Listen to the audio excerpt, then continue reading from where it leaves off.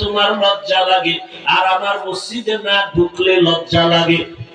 তোমার দাড়ি রাখতে লজ্জা লাগে, আর আমি দাড়ি না রাখতে লজ্জা লাগে। তুমি কেমন মুসলমান? আমি টুপি মাথায় না দিলে লজ্জা পাই, তুমি টুপি মাথায় দিতে লজ্জা পাও।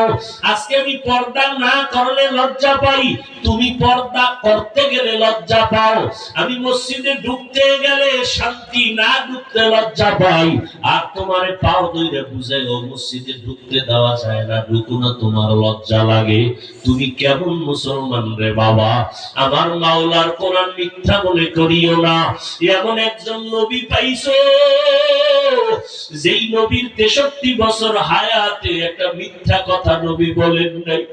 এই যুবকেরা, একটা নেতার নাম পারলে বল, যেই নেতাই মিথ্যা বলে না, বল।